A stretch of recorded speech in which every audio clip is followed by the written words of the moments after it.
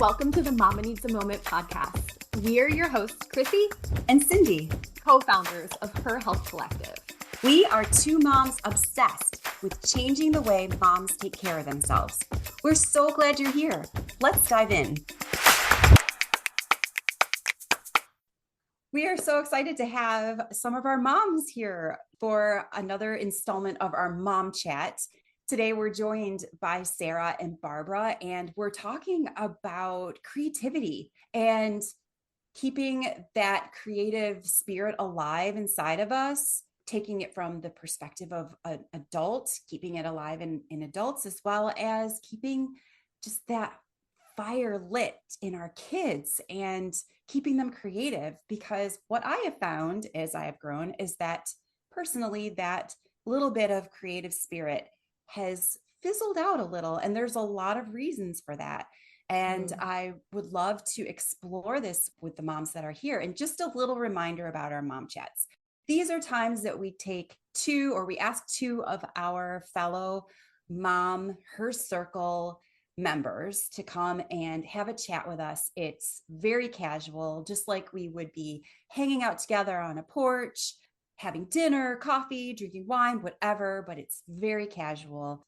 Specifically for the moms that we asked to be up with us today, we have Sarah, who is an art teacher, and Barbara, who is a registered drama therapist. So both coming with these creative brains, that not all of us have. So this is particularly why we tapped these two mamas to join us for this conversation today. Thank you for having us. Thank you for making space for this conversation too around creativity, right? It's so important. So excited to get into it with you guys. It is so important, which is one of the reasons that I feel sad inside knowing that my creativity has taken a backseat to a lot of the other responsibilities that I have in my life. So I'm going to start us off by talking a little bit about adulthood versus creativity. And ironically, I Googled this because I wanted to see if I was an anomaly in this whole creativity conundrum. And I'm not. There's actually articles out there that talk about adulthood versus creativity and why there is a decline in creativity as we get older. And in this particular article that I was looking at, it was like kids at age 5 years old is like 98% genius level creativity. And then it gets to adults 31 years on average or older, it's like 2%. So I know for myself, the reason that my creativity has dwindled is because I became a mom and it wasn't as important to me. It took a backseat to a lot of the other responsibilities. I'm limited for time. And so if I was to say, oh my gosh, I want to sit down and paint by number, I simply just struggle to find that time. So what do you all feel are some of the reasons why adults lose their creativity? Well, I can sympathize with your exact same reasons as a mom to a just turned 4 and 5-year-old. Yeah, things are a little hectic, and it's hard to even have that mental space to just be open enough to let some creativity flow. If you do get a solid chunk of time, which is so rare, I'm sure all the moms out there can agree. Yeah, it can be hard. And then like if you do find a quiet moment to try to, find that creativity, it can be hard to let go of all the daily stresses and all the, what do I need to get done tomorrow? And the to-do list that's always running through your head. And I think that's just very common in this stage that we're in.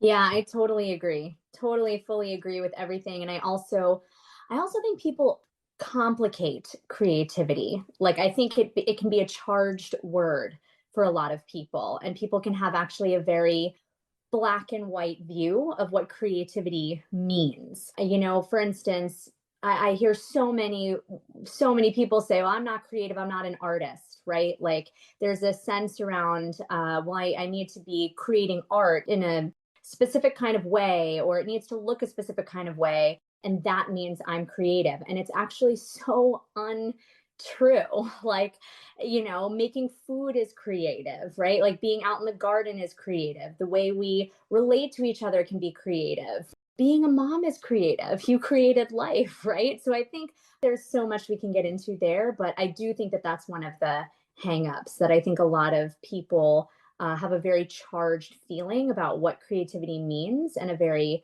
black and white sense of what creativity means. So I do think that that is also one of the challenges.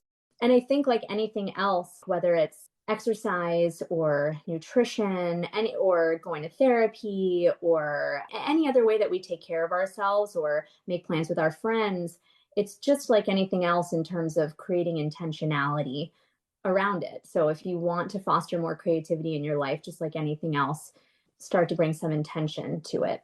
And that's hard as overextended grown-ups. So I think that that's also one of the challenges.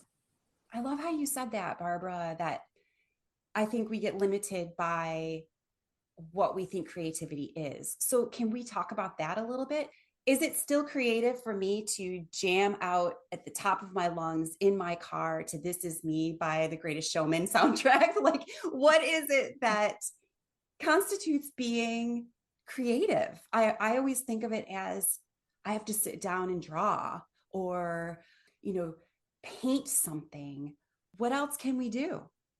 Well, I feel like the sky's the limit, really. When you say when you jam out, is that creative? To me, I'm like 100% that's creative because you're creating expression, right? Like you're calling in a different energy, you're playing, you're playful in that moment.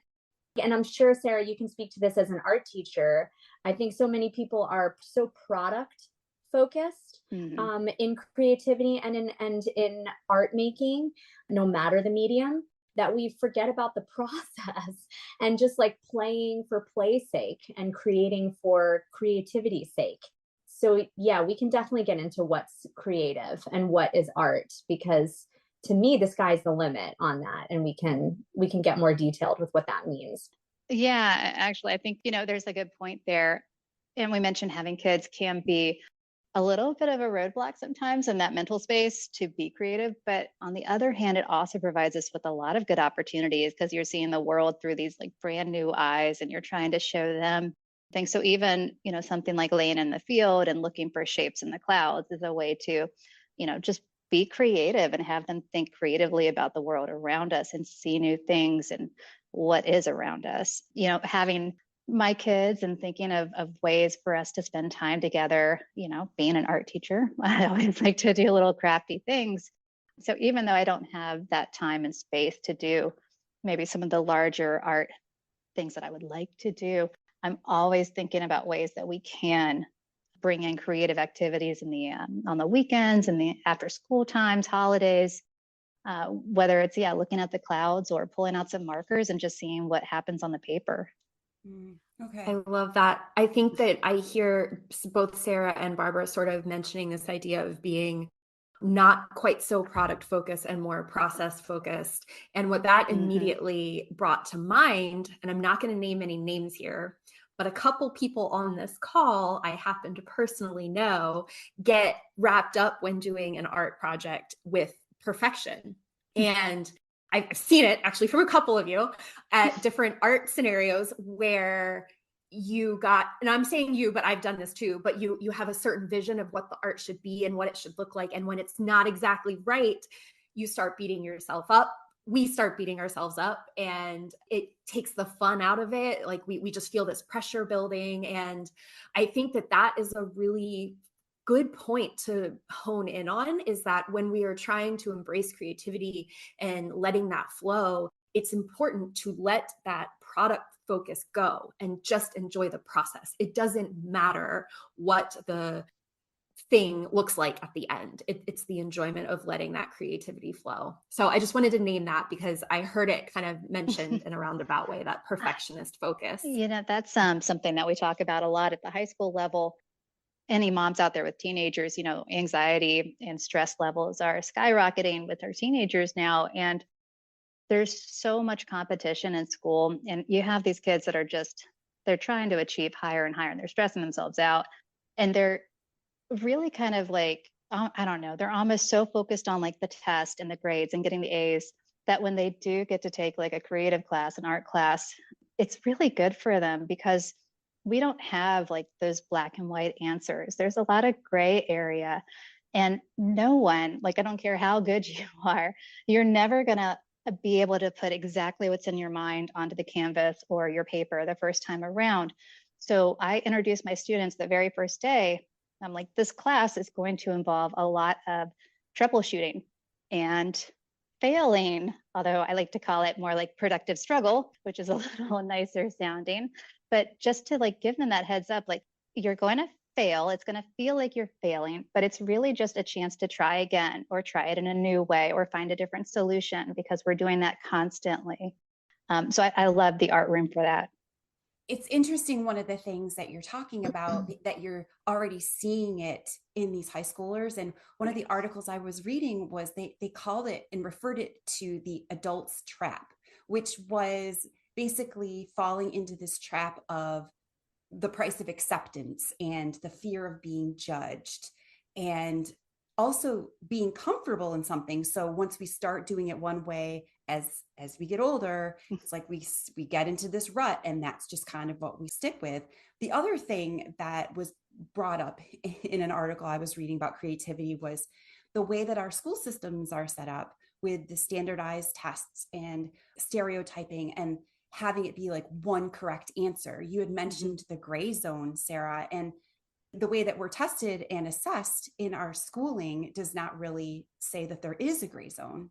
Yeah, I think this is why I love creativity and the arts so much, because it is, what did you call it, Sarah? Productive struggle. Oh yeah, productive struggle. And you know, when you were talking, Chrissy, about the perfectionist that comes up in us, and the way that I envision the final product to look, and then the reality of what ends up coming out in the process, I think it offers us all such an opportunity within that tension to play with surrender, acceptance, frustration tolerance, curiosity, right? Like how we co-create with life is mirrored in our creative endeavors. So it's just, yeah, it's just so important to keep fostering. I feel like, especially as moms, there can be so many moments of overwhelm that we face. And, you know, as we witness our kids go through some black and white thinking of like, the world is over because I didn't get this snack at this time, or, you know, whatever the case may be. That regular engagement with creativity helps us remember the rainbow when we get into that black and white thinking. Yeah, especially when it comes to that standardized test in the school system, right? And then how that evolves for all of us to be socialized that way in adulthood as well. I'd love to do very briefly a practical conversation. How do you bring creativity into your life on a weekly basis? Or, you know, for a mom that's listening that doesn't have a lot of time and is maybe doesn't consider herself a creative person, how can we guarantee that we get some of that in our weekly life? This episode is sponsored by Her Circle, the supportive and welcoming community for moms created by Her Health Collective. Her Circle is a welcoming and supportive community for moms who are passionate about making change for themselves, their families, the community, and the world. Together, this village of women are revolutionizing the way moms take care of themselves. From an active, private online community and the incredible daily chats hosted there, to our many gatherings, including support groups, Moms Night Out, volunteer opportunities, book club, family adventures, coffee chats, and so much more. We love providing moms the chance to connect and create authentic relationships with one another.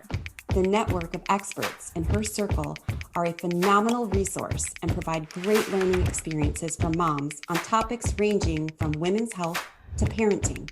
We cover the issues that matter to moms the most, from virtual expert Q&As to one-on-one wellness minute consultations and support groups. We are committed to getting moms in front of the information, experts, and support they need most. To learn more about Her Circle, head to www.herhealthcollective.com. We have a limited number of spaces and the doors only open a few times a year.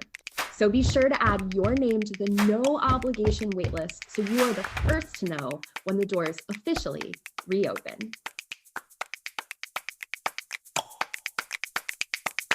there's lots of different ways. So I really want to encourage moms to not feel intimidated if they feel intimidated by how to bring creativity in.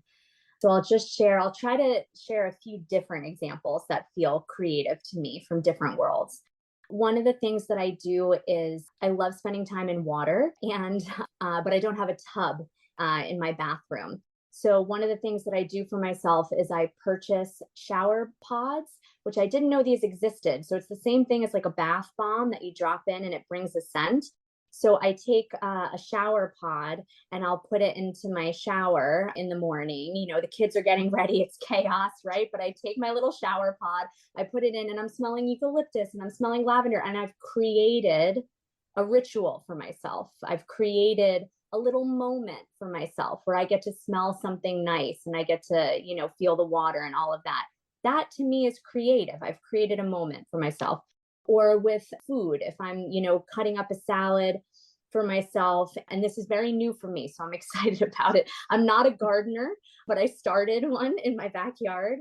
And I love being able to go out to my backyard and pick some of the mint that I have in the garden and then sprinkling that onto my salad. And then when I eat it, I feel like, oh, I've created another little moment for myself. And it's connected to process. I grew and I took care of that mint. I created this salad. So it can be done through food. It can be done through our, you know, the way we take care of our bodies each day with like a shower or a bath, for instance. And I also create playlists for myself on Spotify. So if I'm going through a certain moment in time, like a transition in life, or if I just want to feel a certain way, and there's a certain theme that I want to bring out more in my life, like playfulness or sensuality or spirituality, I will create different playlists for myself on Spotify that are, I feel like I'm doing a Spotify plug now. I've said it twice. Yeah. But I will create playlists for myself that then I listen to and dance to, and that helps me. I love the way taking a shower and gardening and creating a salad, like those are very creative ways to think about creativity. I love that. And Sarah, very do you have? accessible. Yeah, it's so important for a busy Simple. mom. Yeah. Exactly. Sarah, how do you approach it? Just in all honesty, yeah, I don't find big chunks of time, but what I've been finding myself looking for, and I'm a little ashamed to say this as an art teacher, but I've been looking at a lot of these like art kits, like craft kits that are geared towards adults. There's so many good ones out now. It's actually like a growing market, and it just makes it so easy. Like I don't have to think about it. It's just this nice little product I can make where everything's there for me. That's kind of like a little treat for myself. Because then I don't have to collect anything. There's a lot of great new paint by number sets. So again, if you're not like a natural artist and you don't want to go out and buy a whole bunch of supplies, I would say look for one of these craft kits geared towards adults. And of course, music is a great way to kind of open up your creativity and just kind of help you shut out the outside world. So, I mean, I'll do a second plug for Spotify.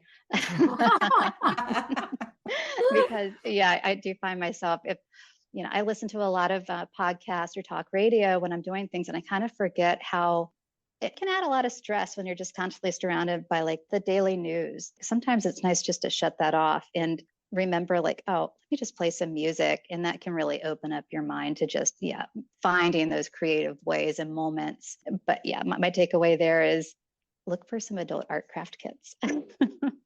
I love that, Sarah, because there's no, as parents, I think we're so immersed in the experience of decision fatigue. Mm-hmm. And I love the idea of a craft kit that's like, you don't have to make any choices because it's right here for you. And these are the steps. And I think that's so accessible and concrete. And I think that's awesome. Nailed it. Decision fatigue. Jump off point. Yeah. Oh, so very much that. I was thinking also about, you know, another thing that folks can do is even just go out in your backyard, like take like 5 minutes even, and just go out in your backyard barefoot. I would always encourage you to go barefoot so you can feel the earth, and then listen to the sounds of nature as music. And then you can begin to move to that however you want, whether it's stretching and yoga and that feels more in your comfort zone, or whether you're willing to like go a little edgier and like actually start to flow and move to the sounds of nature as well. that can be a really nice way of connecting in with yourself. And to your point, Sarah, like we don't all, and to what we're all saying, we don't have a lot of time on our hands. But I think finding those little moments where you can just create a little moment for yourself, or, like a little ritual for yourself. There's so many different ways to play for yourself and with those around you. Speaking of those around you, in our last little bit of time together, I'd love to direct our attention to our children, because we are headed into summer and kids have a lot more time on their hands. And Cindy and I talk all the time about the tech battle, the screen battle, and how that is amped up in the summer. And I know all parents want to encourage the creativity if our kids are at home more, or whatever the case may be. Can we dive into that? What does that look like? How do you encourage creativity with your own kids? Do you have simple, easy suggestions for moms? First of all, I'm going to just start with embrace the mess and be okay with the mess happening. Oh, that's so hard. Yeah. Because, you do want to give them the space in the room to just experiment. I have like boxes of craft supplies, basically. So they have like a carton of pipe cleaners and those little puffy balls. They have their glue sticks. They have popsicle sticks. They have paints and tempera paint sticks, and a whole drawer of just like paper. And they know where it is. It's accessible. As young as like 2 and 3, they were able just to go grab what they wanted. And I'm not trying to oversee what they're making. I'm just letting them be free reign to make what they want. And it's really kind of beautiful how they get into it. They get so into it. So I would say, really just give them the space to just make whatever they want and encourage that. Don't try to say like, oh, is it a bird? Is it a tree? What are you doing? Just let them make what they want to make. And if they want to share with you, what it is, awesome. And if you want to just join them for 10, 15 minutes and just sit down on the floor and you make something without the intention of it being anything, it's just going to be a wonderful experience for everyone around. Yeah, I love that, Sarah. I do that with my girls a lot. They'll just give them supplies and they do what they do, and then I get to make art alongside them. And it's so nice. It feels like such a gift for yourself. It's just a really beautiful way of connecting. So I love that. I feel like also the other thing that I think about is it's okay to let your kids struggle a little bit. Mm-hmm. If the screens are not allowed and they're freaking out about it, let them freak out a little bit. Let them struggle with that. I don't think that's the end of the world. And I just tend to use language like repeating back to them, like, yeah, you're really bored, but I believe in you. I believe you're going to figure out something to do. You're a creative person. You're an imaginative person. I trust that you're going to figure something out. And even if that goes on for like 10 minutes, right? Mm-hmm. Like trusting that they will eventually figure something out, I think is so much of it. Because I think as parents, and especially maybe as moms, we feel like we need to create for them, right? Like we need to be the ones to bring the fun or bring the entertainment or bring the idea and like soothe, right? In that sense. But I think allowing space for boredom and finding your own window of tolerance around letting them struggle and figure it out gives them more space to struggle and then figure it out. And then a lot of really awesome imaginative things can come from there. So yeah, definitely embracing the mess, Sarah. And I think also for the kids and for moms, making it a priority, making play and creativity a priority. I think for so many of us, we get caught up in I got to do the dishes and I got to do the laundry and I got to prep the lunches for tomorrow and I got to do X, Y, and Z. And have you guys seen that sign that says, please excuse the mess, we're busy making memories?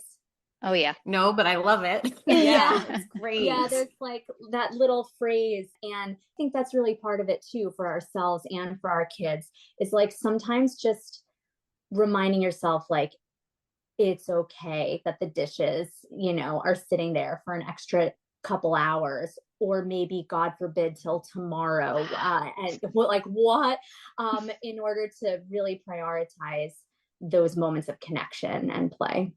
Yeah, they're fleeting moments. They are. I know it's cliche, but man, they go fast. They go fast. I would say just a little bit of advice too, so that you don't go crazy over those summer days. Yeah, open it and play is so important. if it is really going to stress you out that your kids might get paint on the furniture or something, there are lots of other materials that they can be given so that you don't have to have that stress. Like, don't put yourself in that situation where the idea of them using these materials is going to be a stressful thing. You know, the tempera paint sticks are really great. You don't have to worry about water or brushes. Crayons, of course, the little like dotty bingo markers. There's lots of stuff out there that you can give your kids that isn't going to stress you out as a mom trying to keep your walls clean or your furniture clean. That's such a great reminder. And it's making me think too of just the other ways that we play. So like dance parties, right? That doesn't involve anything, any materials, or making up stories together. Like, okay, kids, you ready? We're going to sit around. We're going to make up a story. We don't know how it begins, what happens in the middle, or how it ends, but we're going to figure it out. And just like line by line, making up a story together. Even something as simple as playing board games together, right? Like that's creativity and play. And there's so many games now too that are like roll the dice, and based on the images that come up in the dice, you all have to make up a story together or act something out together. That there's so many different ways of playing and connecting, and even getting out into nature on a hike and then just like making up characters or, acting out some of the animals you see. There's so many different ways to play. I have one final question, and I'm thinking of Cindy with this actually, because it's something that she's brought up many times.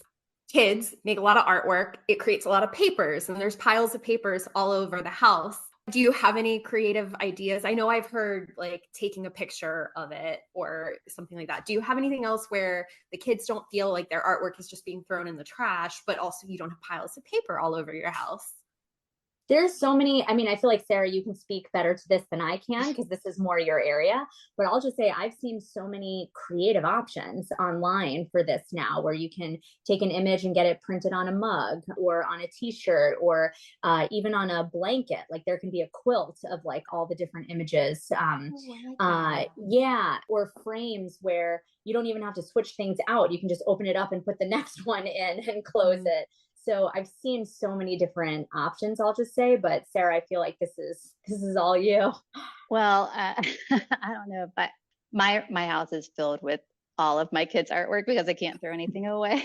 So I've just embraced it and I frame it as fine art. Like one of my favorite pieces is this watercolor that my first did when she was about 2, and it's hanging in our downstairs bathroom, and it matches the colors at the wall perfectly. And then I made like a magnet wall so they can have their little gallery space. I just embrace it and fill our house with that as art, but frame it like it is legit art. And I know that they enjoy seeing it up there and us appreciating it as like legit art. And then, I do try to switch it out every few months or so just to have something new. I love those suggestions. Thank you so much. It has been a huge struggle because our kids are very creative and they raid the recycling bin, and then they make these houses of like mochi houses and, just things that are double level. Oh yeah, it gets bigger. It does get bigger and takes up a lot of space. So we're like, maybe we can reuse some of these materials. Yeah. And in that case, boy, a picture can go a long way. Thanks, Sarah. Or now I'm picturing like a video tour of like if you have a GoPro that could like fit inside the hallways of the little house that your kids set up, That's so you can true. have like a little like video tour of it that you then can have to keep. Yeah. Those little LOL dolls? Yeah. They made all kinds of houses for these LOL dolls, and they were so elaborate, absolutely gorgeous. And it broke my heart, but we had to take a lot of pictures and then break them down because they took up a lot of space. But great ideas. I did have a student make this incredible cathedral out of cardboard for my sculpture class, and it was beautiful. She even did like these stained glass windows with this transparent paper. It was big though. So she actually told me a great solution she had with her family. They store it, but they bring it out at Christmas time and they use it as a Christmas decoration. Oh, that's and they so smart. Yeah, they make it I a big love that. centerpiece because it's too precious to get rid of, but there's no space to have it out year round. But that, you get to see it once a year, and it becomes even more special that way. That's making me think of one other thing, because that evoked childhood for me a bit.